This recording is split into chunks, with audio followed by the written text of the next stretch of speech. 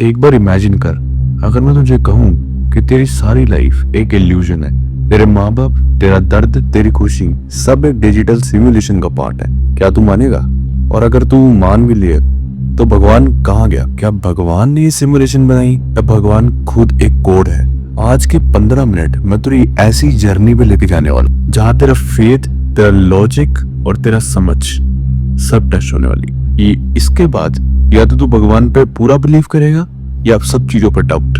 हर civilisation ने भगवान बनाया। इजिप्शियंस के लिए रा, ग्रीस के लिए ज़्यूस, हिंदूज के लिए ब्रह्मा, विष्णु, राम और क्रिश्चियंस के लिए गॉड जीसस।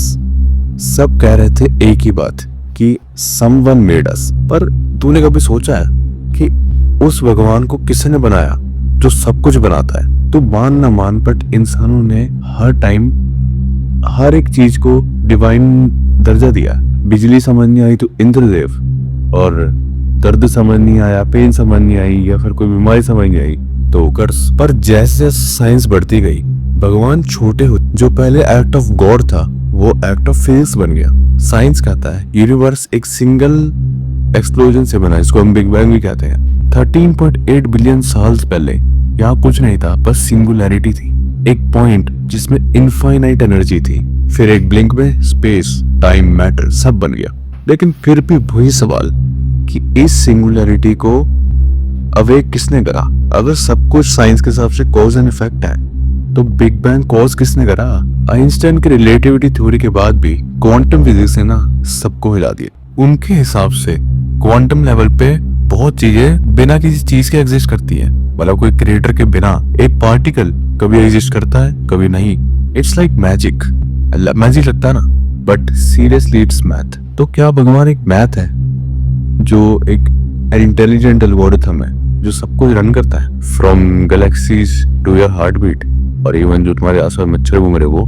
निक बॉस्ट्रोम ने कहा था if humans can create realistic simulations in the future, तो बहुत प्रोबेबिलिटी है कि हम अभी भी उसी के अंदर रह रहे हैं, एक सिमुलेशन है। अब सोच, अगर हम एआई बना सकते हैं जो मेनली मशीन है, जो इमोशन फील कर सकती है, हर एक काम जो उसको दिया वो कर सकती है, तो एक कोई हायर सिविलाइजेशन जिनको हम एलियंस कहते हैं, मे बी एलियंस कह सकते हैं, जिन्होंने शायद हम सबको कोड करा, हमारी एक सिमुलेशन बनाई इस धरती की, जिसमें हम एज एन डिजिटल सोल्स रह रहे हैं। देखो, फिजिक्स के रूल फिक्स्ड है, जैसे गेम्स के रूल, जैसे स्पीड लिमिट हमारे धरती पे है, वैसी गेम्स के अंदर फ्रेम रेट्स, क्वांटम अनसर्टेनिटी जैसे रैंडम कोई ग्लिच, और जो मिरेकल्स हमारे साथ होते हैं may be system update.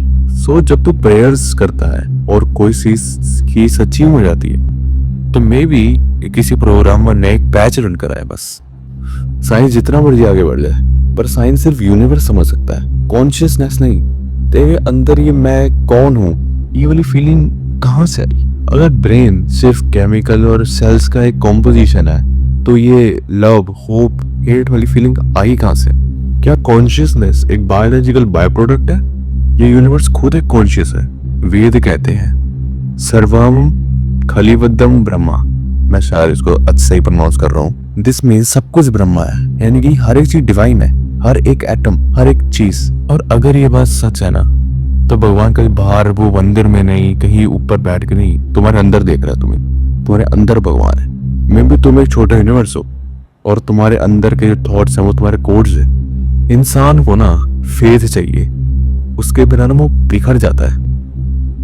Faith जो है ना वो कंफर्ट देता है, साइंस प्रूफ देता है, पर इन दोनों के बीच में खाली स्पेस आती है जहां लोग स्पिरिचुअल हो जाते हैं या फिर लॉस्ट। कुछ लोग भगवान पे ब्लाइंड ट्रस्ट करते हैं क्योंकि भगवान उनके लिए मीनिंग है। कुछ लोग एथियस्ट बन जाते हैं क्योंकि भगवान उनके लिए कंट्रोल का टूल है आज के दिन में। बट सच क्या है? दोनों ग्रुप्स अपने हिसाब से, अपने कंफर्ट के हिसाब से भगवान को डिफाइन कर रहे हैं, बट ट्रुथ जो है ना वो कंफर्ट कभी नहीं देता, वो चैलेंज करता है तुम्हें। और तू जब भगवान को क्वेश्चन करता है ना, तू भगवान के सबसे करीब होता है। हो सकता है भगवान एक कॉन्शियस फोर्स हो जो मैटर के थ्रू अपना एक्सपेंशन कर रहा हो। हम सब भगवान के वर्जन है, लिमिटेड, फ्लॉड और कॉन्स्टेंटली अडेप्टिंग, कॉन्स्टेंटली ग्रोइंग वाले क्रीचर्स। या फिर हो सकता है भगवान एक कलेक्टिव इल्यूजन हो जो ह्यूमंस ने बनाया कि लाइफ बहुत मैनेजेबल हो जाए, उसका केओस मैनेजेबल हो जाए, क्योंकि एक भगवान है जो हमें देख रहा है। क्योंकि कोई पर्पस ना होना तो इंसान पगला जरूर जाता है। भगवान एक मॉरल कंपास बन गया, चाहे वो रियल हो या इमेजिन्ड। तो क्या भगवान जरूरी है? हाँ बिल्कुल, चाहे वो रियल हो या इमेजिनरी, क्योंकि इंसान भी किसी हाईएस्ट सुपरविजन के ना एनिमल बन जाता है। तो क्या भगवान है? कोई नहीं जानता, साइंस भी नहीं और एक्चुअली धर्म भी नहीं। जो जानता है ना वो खुद भगवान है। पर एक बात पक्की है, अगर तू लाइफ को समझना चाहता है ना तो ब्लाइंड फेथ और स्केप्टिज्म दोनों को छोड़ दे।